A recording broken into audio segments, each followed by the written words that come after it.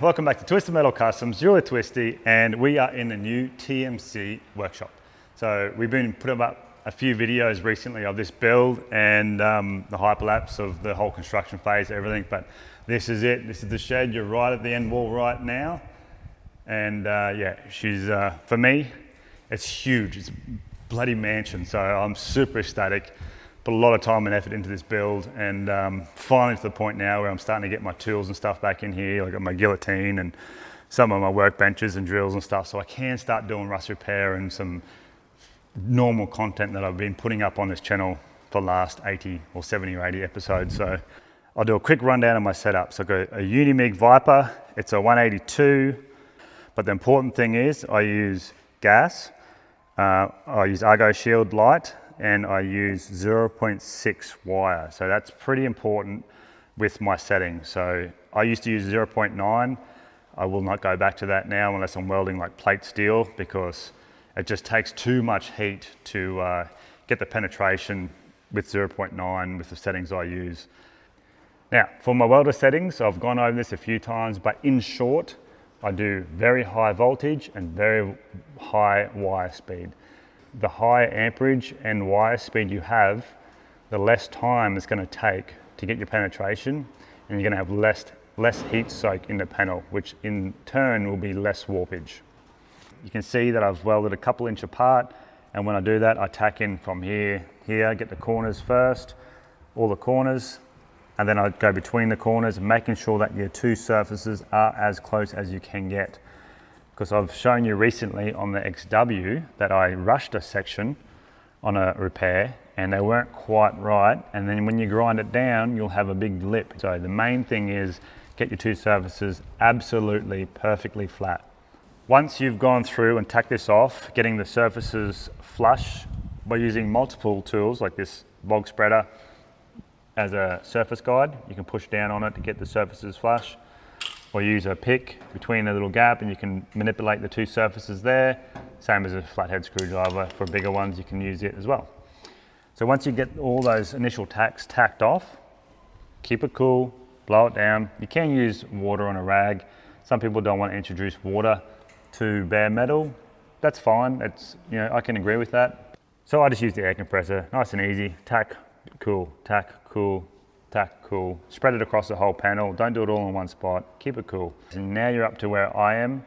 All I've got to do is make sure that my actual panel itself is still on the right curvature. So I know I've got a low spot between these two tacks.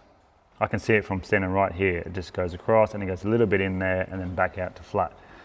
So what I do is use my dint puller with my handy dandy bolt on the end of it. And all I do is just tack that bolt with the welder onto old tacks like here, whatever. And then I don't hammer it and slide hammer it. I just pull on that bolt until it's where it needs to be. Break that off, go over here, pull it out where it needs to be, break it off. And you do that a few times until you have that panel exactly the right shape, back to where it needs to be, and you're back to square one. So then you can go through then and tack in between. Tack, tack, tack, tack, cooling on every tack.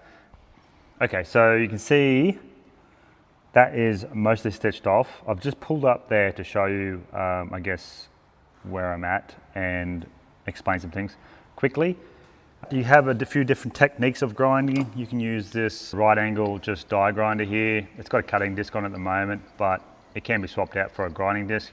It's fine, but I actually really like this air grinder. It's got a big vent on it, so it actually keeps the metal cool as I go.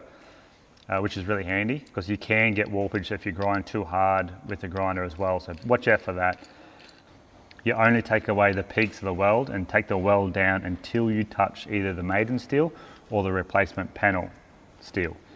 Once you touch that, stop and then change to the roll lock. When you get to the point of the roll lock sander, I use 40, 60 or 80 grit sanding pads, and it really is great for sort of fine tuning and smoothing off that surface to blend it all in. And then I go to just an orbital sander. This one's an electric one with 36 grit, 80 grit, whatever, some pretty coarse. and then just buzz a whole lot back. And that's why it leaves that nice sort of satin finish. And that's perfect for primer now. So all these tools are on my Amazon links. So if you are looking for some new tools or bits and pieces, links are in the description. Jump on my Amazon page. I've got a heap of stuff there on my website. Otherwise, jump through a link and buy your own stuff. Everything helps out the shop and pays the bills. So I appreciate that if you do so. But anyway, that's the processes. Go give it a go.